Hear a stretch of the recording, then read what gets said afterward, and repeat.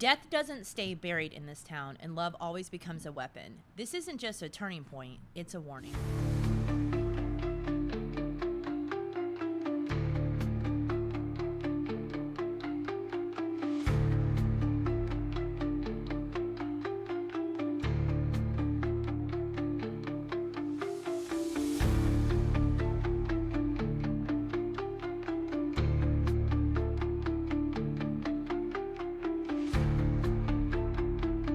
Welcome back to Bloodlines and Backdrops, the Vampire Diaries rewatch with receipts. I'm your host, Amber Janae. Back with me today is one of my besties, Holly Ballantyne. Thank you for having me back. She's been so busy on the road. You want to say, how has it been? It's been good. It's been good. Just got back from Florida. It was really fun. A lot of smart, educated people down there. Oh, in Panama City? Really? Yeah. Oh, wow. Yeah, wow. Went on spring break at 41. Yeah. It was great. That's amazing. Well, I'm glad that Holly is back. She's going to do the next 2 episodes with me. Today, we are diving into episode 10, which is the turning point. There's a lot going on in this episode. This really is the turning point. This really is. Yeah. It kind of gets really crazy. So, yeah, let's get into it. All right, so the episode opens up, and we got Logan showing up. Obviously, he's a vampire. Yeah. Yeah, we know this right now. All right. I think I want to also start by saying that neither one of us are a fan of Logan Fell. If you're a fan of Logan Fell, there is something wrong with you. Nothing against terrible character. Yeah, just nothing against the actor, honestly.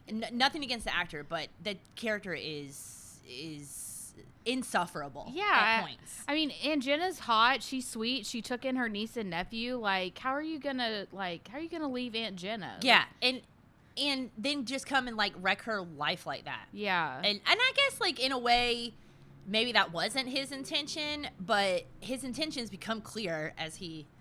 Yeah, and I love how he went from being someone who hated vampires to being the worst vampire. Yeah, all of a sudden he's just embracing it. He's like, oh yeah, by the way, how do you do this? We'll get to all that. But yes, that's exactly how he is. All right, so Logan shows up, and then Aunt Jenna says, no, you can't come inside, which good on her. She didn't know that she was doing the right thing, but she was doing the right thing. So then some girl is jogging down the road, and she's like, oh, my God, are you Logan Fell? Where have you been? And he's like, rah, rah, rah, and then eats her. Yeah. Rips her throat right out. Just went ahead and ate her up. Now, Jeremy Gilbert has the journals and the drawings, and the drawings... They're not the best. They're not the best. I mean, I'm happy for him. I'm happy that he's back to doing his thing, but they're not the best. I actually just realized I do have those for this episode, so we can show those. They're so good. Yeah, they're so good. I mean, honestly, I had to call the Smithsonian to get them back for this episode, but I'm very excited that I'll be sharing the drawings with you guys. They were in one of Klaus's. Oh shit, we don't know Klaus. Most people know who Klaus is. It's all right. I was going to say his vault, with all the expensive art and dresses and stuff. It's ridiculous. It's absolutely ridiculous. So anyways, you'll see that beautiful art here in a little bit. So Stefan's getting ready to leave, but then he overhears Logan Fell's alive. Which, by the way, at this point, we're at that little school career day thing that is going on. I don't know what's going on for career day for them. Didn't seem like a lot of options. I know. It doesn't seem like they have a lot of ambitions. Yeah, and it doesn't seem like there's a lot of ambitions in this town.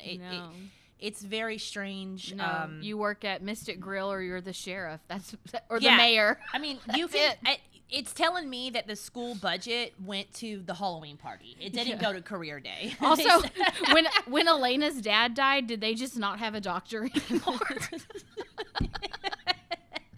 That's Did they not? I don't know. So many plot holes. Yeah. All right. Sheriff Forbes shows up. She mentions another attack, but she doesn't mention that it was right outside Elena's house, which I kind of felt was weird. I just thought that was weird that she didn't bring that up because, she what doesn't. if, did she not interview Jenna or be like, hey, did you hear anything weird outside or whatever? Yeah. Unless he No, I was going to say unless he dumped the body, but no, he says he left it there. He said, I got lazy. That's how, they found the body, and he was like, I've been storing all these bodies. I got lazy one time. Here, look at this big pile of bodies that I have. The one time he got lazy just happened to be in front of the Gilbert house, and nobody thinks that's weird. Yeah. All right, so Damon is confused at this point, and hopefully it's because he's realizing if he could have just been a little patient and waited less than 24 hours, he could have killed Logan instead of Lexi. Yes, Lexi would still be alive. Lexi would still be alive. R.I.P. It's absolutely crazy. It's breaks my heart. Breaks my heart. Somebody just waved at me in the. Got some fans outside. Got some fans out. We got a fan outside right now, you guys. So Bonnie, at this point, even the next couple episodes, Bonnie's kind of stepping back. She's obviously terrified. She tells Stefan, "Hey, I appreciate you, but like, I really don't want to be around y'all right now. She's like, I'm not ready to dive into this with you. This like, is too your much. brother just tried to kill me. And then like some witch was following me around. Like all this, like she cannot explain what is happening between third and fourth period right now. So she's like, I kind of just need a break. I don't really want to hang out with you right now, which is fine. So at that point, you remember Stefan was getting ready to leave. He tells Elena, I'm going to leave town, blah, blah, blah. And then he's like, well, just kidding, because now there's another vampire. Yeah. So he can't leave her behind because there's always some reason. You know it's serious when Stefan does his, hey, we need to talk. Yep, it is. And he always has a straight face. He does. One thing about Damon that I love, and I actually think I bring this up in the next episode, and I'll just say something now about it, is they talk about him having the smolder eyes. They say his name's Smolderholder sometimes. But he really does. He's very good at it to where it doesn't look weird. Like, if I did the blinky, whatever, like, people would be like, what is wrong with you? What is in your eye? Yeah. But Damon doesn't. It's so natural. He talks a lot with his facial expressions. Yes. Like, he doesn't even have to say anything, and you can just look at him, and it's like, oh, he's down to get it on, or he's about to kill somebody, like, just by looking at his eyes and his face. Yes. Okay, so Stefan now tells Elena there's another vampire in town. And I don't know if you got this vibe, but I kind of felt like, because they found out someone died, right? And that's how they know that. I kind of felt like she was like, oh, good, now he doesn't have to leave. Like, she was kind of like, yeah, I mean, I hate someone had to die, but I have unfinished business with Stefan, so I don't want him to leave yet. It must be a sign. It must be a sign. Because they have broken up no less than, I think, 67 times at this point. Every episode, they're breaking up and getting back together, and they've only been dating for 4 days. And it's just wild. It's wild. The chemistry is there. The chemistry is amazing. But gosh, I have never. I love that she was like, oh, I thought you were coming here to tell me bye. And he's like, no, I actually already did that. Like, that's what I did when I told you I was leaving. That was actually me saying bye. Yeah, I didn't want to come back. I didn't want to have to see you. But here we are. Damon has the Gilbert device. Damon uses the Gilbert device to find Logan Fell. And that's where he finds him, in that warehouse. Yeah. He shoots him with some wooden bullets, which takes him down. So he kind of has the one up on Damon, which is a little surprising to me, because I think that some of the plot holes in the early season is there's no way Damon wouldn't have heard that. Yeah. So there's a couple of things we'll probably bring up over the season where it seems very weird that they wouldn't have, but I feel like he would have heard that. Like, he would have heard Logan inside. He would have been able to hear the bodies moving around or something if they're like falling down from a pile of bodies. It just seems like if he knew he was in there, also maybe be a little more careful. Yeah, and there's no way that Logan could take Damon down. Like, he's a baby vampire, and Damon's been around forever. No. Like, there's no way that he could have taken him down like that. And I think that's why he shot him like 65 times. Yeah. Also, why do they always have these long drawn out conversations instead of just killing the bad guy? I don't know. All the bad stuff happens in the little banter, and then the wrong person gets hurt. It's like, Damon, you should have killed him the second you saw him. We know. Game over. Episode over. Yeah, that's exactly it. And that is what Damon is there for. Yeah. So we need you to step that up, Damon. We do need just start killing him and getting out of the way. We're trying to move on with this storyline, and Logan Fell's not it. Okay. No. Stefan, he starts telling Elena about the different things that he's dabbled in, and she gives this speech. Oh my God. This is the speech where she's like, I don't want to hear about the future because it's clear to me that you're not going to be in it.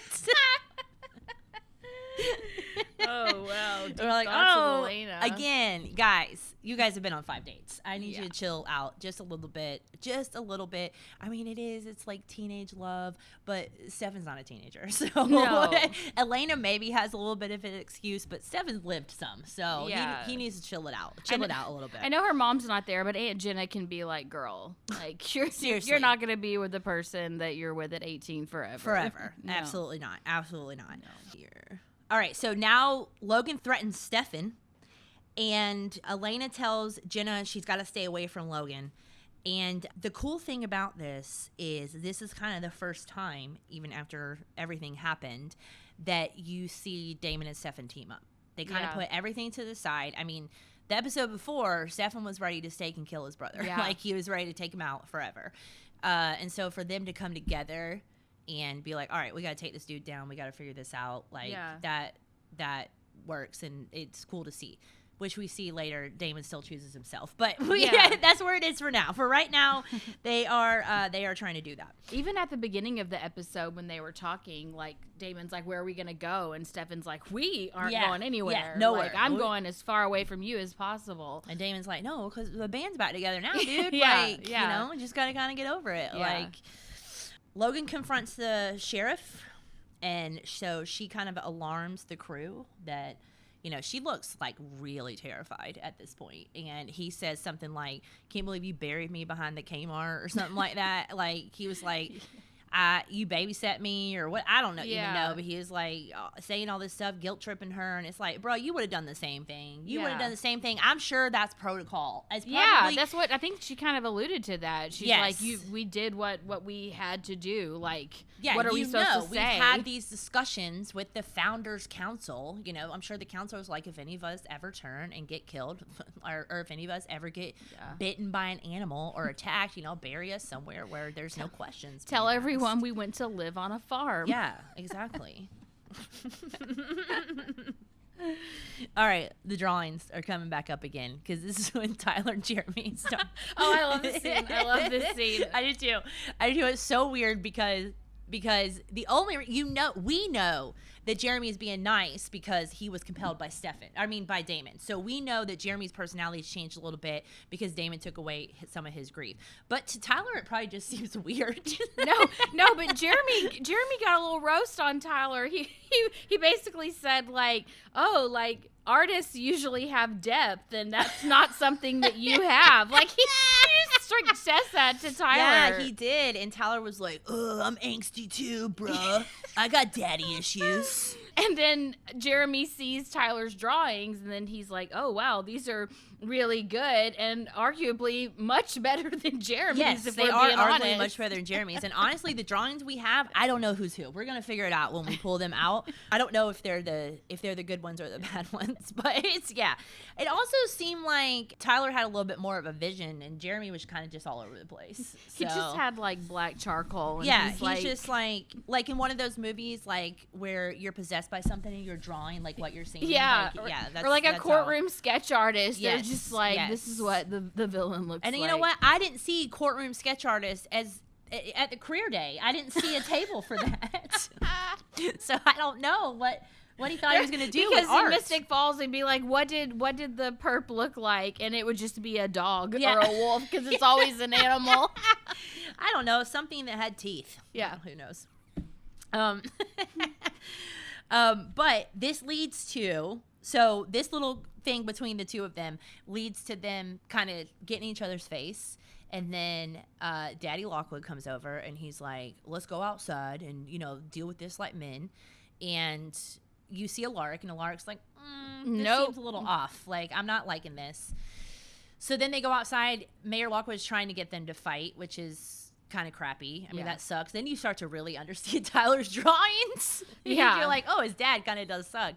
So he tries to get them to fight, and then Alaric comes and breaks it up. And then what does Alaric say next time? He says a few. Yeah, he was like, first of all, one of my favorite lines from the episode is he calls Mayor Lockwood an alpha male douchebag. Yeah. And there are a few little foreshadowing things that are dropped because he calls him an alpha male, and then he says, the big rebuttal from Mayor Lockwood is, you've been marked. Yeah, you've been marked.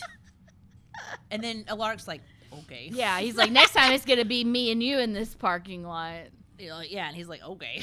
Like, this just got weird, dude, but all right. Yeah, Alaric picked a weird town to come to, but we're going to understand why soon. Stefan and Damon finally catch up to Logan saving Caroline. Oh, yeah, Logan kidnapped Caroline. I think we left that part out. Sorry. Just kind of banged her head against the wall. Because she was like, oh, my God, I want to be a broadcast journalist. I'm so good at talking about people. I should get paid for this. I love the news. I think that's what her mom said. Her mom's like, You've never even read a newspaper. Do you know what the news is? Or, yeah. She says you've never even read the news. You don't even read the newspaper. Neither have the rest of us. It's 2009, 2010, Sheriff Forbes. We're not... We're all getting our phone. We're getting our media on the phones. Yeah, most 17 or 16-year-olds don't. They're not reading the newspaper. They're not. They're absolutely not. They're probably reading Prez Hilton, I guess. What was the hot thing? BuzzFeed. They're reading BuzzFeed at that point. So magazine. Yes. So they catch up, saving Caroline. They shoot him with multiple bullets. Asking again who turns him, Logan doesn't answer, right?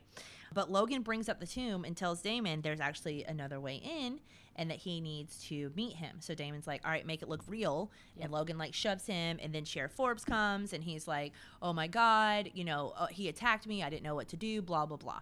So they get all that done. We go back to Jeremy. Jeremy pokes at Tyler to open up, and he kind of like punches him.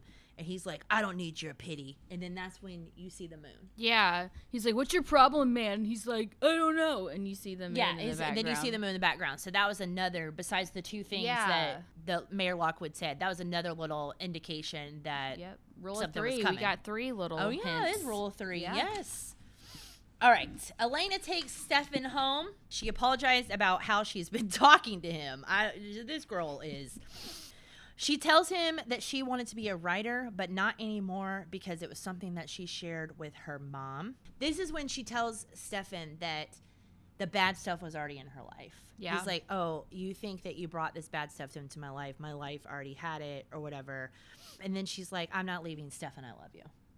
And so then at that point, Stefan's like, well, I guess you're not leaving. I guess I'm not leaving either. I got what I wanted. Stefan was never leaving, okay? As we're going to learn next episode, Stefan's not leaving. Stefan was never leaving. Yeah. Stefan was never leaving. Stefan has had feelings for Elena way before Elena had feelings for Stefan. So, anyways, Damon might be right when he calls Stefan creepy here in a little bit. Yeah. He might be right. He might be right. He wasn't quite as committed as Edward Cullen was when he left. He left for a long time. A very long time. Yes. After he made her have a birthday party. It's crazy. Stefan just had the intent. Just the intent. He was like, oh, I'm just going to manipulate her into thinking that I'm leaving. Yeah. But actually, I'm going to stay. Love you, Stefan. All right. She tells Stefan not to hide from her. He shows her his vamp face. All right. So she finally gets to see that. And then they go upstairs and you know what I mean. So they finally. Wow, chicka, wow. Yeah. They finally make their relationship official until the next episode, probably. Which is when everyone's parents came in, and before you're like, Mom, Dad, there's no scenes like that. Then Alaric confronts Logan about Jenna, and Logan goes to bite him. Alaric's prepared. That's when Alaric's got that steak. He just drops it down and goes, right? And that's when we realize Alaric's kind of a badass. We don't know what's going on yet, but we realize that, okay, this guy's kind of dope. So all we know is he has a big ring. Yes. It looks very similar to Stefan and Damon's. That's all we know. And then we know that he killed a vampire, but he knew to use a stake. Yes. So at this point, you still don't know much else about him. He could still be a vampire. Nobody really knows what is going on. And then, we both love this part when Matt tells Tyler that he likes Caroline. He's like, just leave me alone, dude. Like, I like her. So... Do we save it for my quote or say it now? Because it's definitely one of my quotes. Is it one of your quoits? You have multiple quotes? I have 2. Okay, yeah, you can say it now then. He says, so you can quit. You can stop your little bromance bitch act. That might be the only time the whole show that Matt Donovan cusses. Yeah, it might be the only time, actually. Your little bromance bitch act. Okay, all right, I love it. And that is why we stand Matt Donovan. Yeah. That boy's got street cred. He does. All right, Damon finds out Logan's dead. Another burn for him. Honestly, I'm not that upset about it because I kind of feel like he deserved a not win after what he did to Lexi. Yeah. So I didn't feel like he deserved to go forward after that, which, we'll kind of see as things go along, but I didn't feel too bad for him in this moment. And then the episode ends with Elena running out of the house because she finds the picture of Catherine. Yep. And she sees that Catherine looks like her. Yes. Now, we're going to kind of discuss this next episode, but I'll go ahead and say this now. Why didn't you put that picture up, dude? Yeah. Like, none of this makes sense. Why did you leave that picture just sitting out for her to see? Yeah, what are you using that picture for, Stefan? Like, could you not have been like, you want to go freshen up? I got to clean up a couple of things in here. I got to move a couple of things around. Or maybe you could have, like, started on the table so you could have, like, moved it under something. Or, maybe if you didn't have time to go move it, I could understand. But also, why is it out? No, because you have a girlfriend that you probably have picture. I mean, you're high schoolers. You take pictures of everything. You probably have one on your phone. There's probably one on your Facebook page or whatever. Like, why is that? What this is part of the show that bothers me is that the writers try so hard to make it out like Stefan is over Catherine, but he very clearly is not. He very clearly is as stuck on Catherine as Damon is, if not more. I mean, he literally has someone who looks just like Catherine, and he still just has that picture hanging out in his room. Yeah. It's weird. It's weird. That's weird. All right, that's the episode. Wow. That's the episode. Oh, no, that's not the episode. So after she goes running her out, she gets in a car accident, and the person that she hits gets up with no problem. So we know she's hit a vampire or something supernatural, but that's where the episode ends. So we have to wait until next week to see what happens. But that was a pretty good end to the episode. Yeah. I'm gonna be honest, this is not my favorite episode. It's a pretty good episode, but I think there's just so much Logan Fell in it. It's so hard for me to get past some of those parts. But now he's gone. Yay. So I don't have to. Bye. It's just not fun. Not fun. Not a fun character. He just as regular Logan Fell, he was okay. But then Vampire Logan Fell just sucked. Yeah, Vampire Logan Fell was very creepy, and I think it reminds you of an ex-boyfriend or something that you couldn't get rid of. It's kind of like a gnat. Yes. All right, and that's the episode. That's the episode. All right.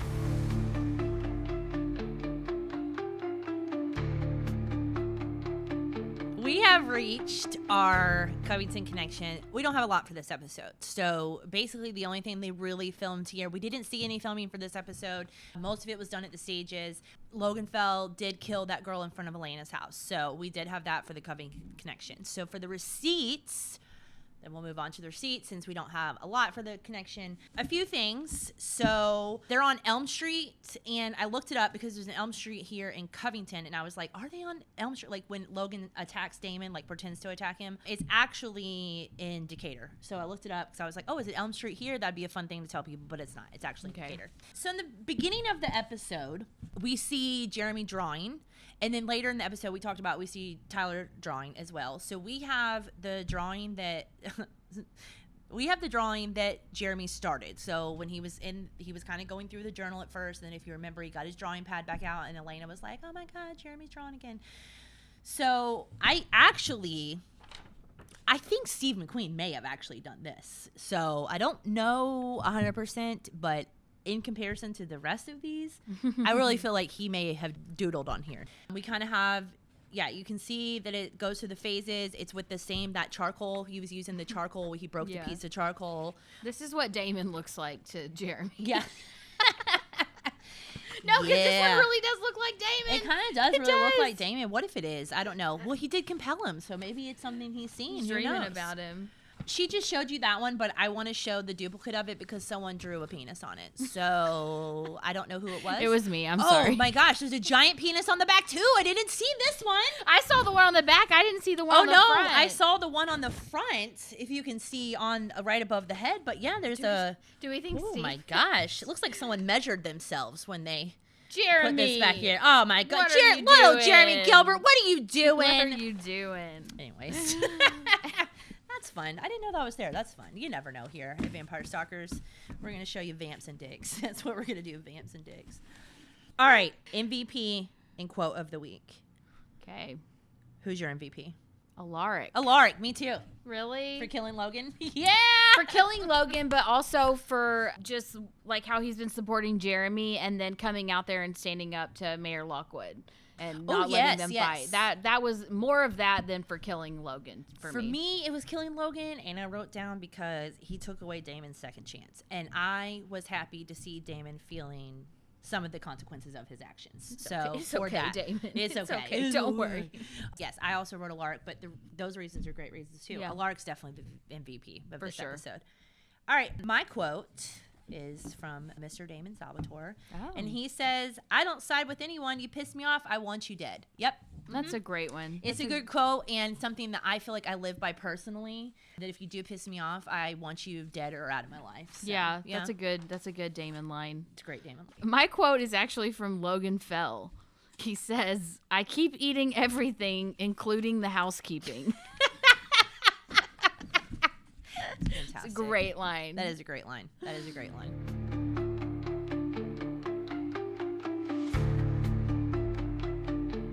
All right, we have reached our Brothers Bond moment. And for this episode, I made my own drink. So I came up with my own drink. It is called the Rye and Shine. We're serving up a little something to help all of us process the turning point, okay? We need to wake up. So we're going to wake up with a little Rye and Shine. So what this is going to be is 4 ounces of cold brew coffee, which is going to be unsweetened, 1.5 ounces of the Brothers Bond Rye, 1 ounce of vanilla sweet cream cold foam. So this is like super easy to make. I'll show you guys how to make it, but you literally just put it in the cup, take one of those what are those mixer things? The little hand mixers, the little tiny ones that whip stuff up at the coffee place. What the fuck are those called? Oh, like an emulsion blender? What are they called?